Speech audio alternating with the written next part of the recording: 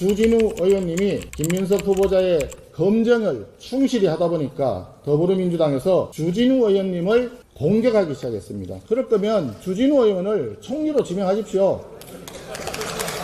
이재명 정부 인사 참사가 계속되고 있습니다. 그런데 오광수 민정수석은 공무원 출신이라 그런지 곧바로 사퇴를 시키더니 온갖 비리 범죄투성이 김민석 총리 후보자는 자기들 편이라고 생각하는지 끝까지 버티겠다는 태세입니다.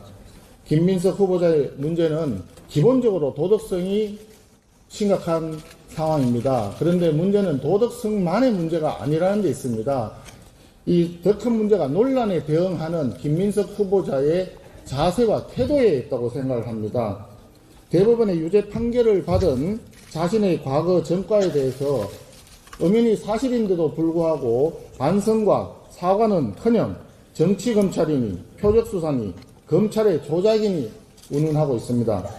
이런 행태를 도대체 누구한테 배웠는지 모르겠습니다.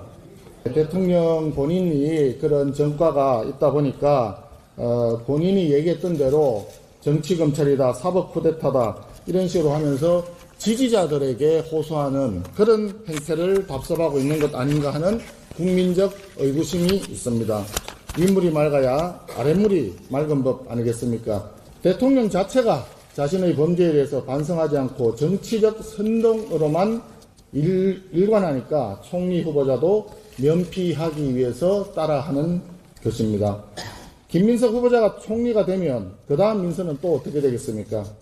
대통령과 총리가 전부 도덕성 문제가 있고 범죄 전력이 있으니 그 밑에 있는 사람들도 마찬가지로 인사에 있어서 도덕성 검증은 보나마나 기대를 할 수 없을 것입니다. 그들도 대통령이나 총리와 마찬가지로 정치적 선동으로 무마하려 될 것이 명약바라합니다.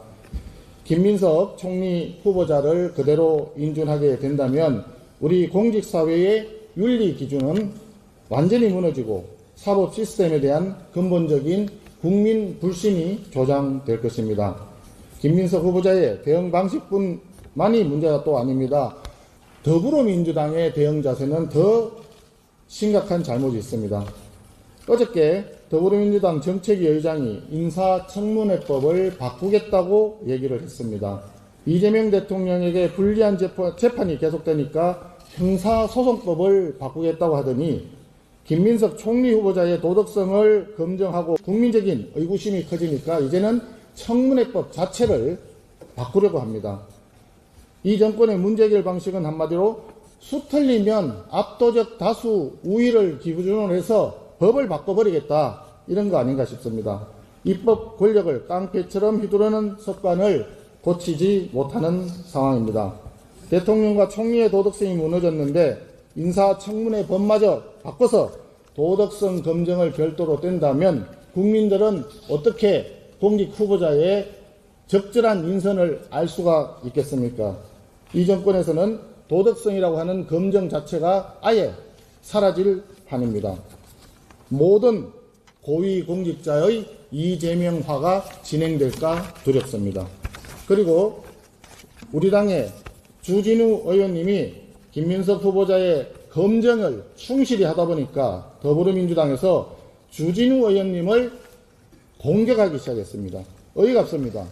그럴 거면 주진우 의원을 총리로 지명하십시오.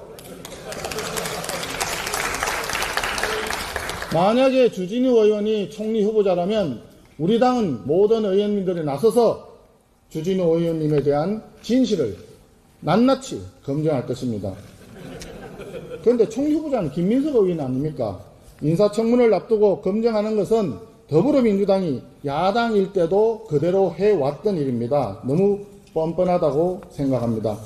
김민석 후보자는 94건의 자료 제출을 요구했는데 그중에서 7건만 지금까지 답변을 했다고 합니다. 더불어민주당이 작년에 통과시켰던 국회 정언감정법 혹시 개정안이 기억하시는지 모르겠습니다. 기업이 개인정보보호, 영업비밀보호 등을 이유로 국회 자료 제출을 거부할 수 없다고 하였습니다. 기업은 본인들의 자료 제출 요구를 거부하면 처벌하겠다 이렇게 법을 고쳤으면서 자기들은 공직 후보자에 대한 인사청문회 자료 제출 요구를 아예 거부하고 법마저 바꿔버리겠다는 이런 극단적인 내로남불 자세, 국민들께서 용납하지 않으실 것입니다.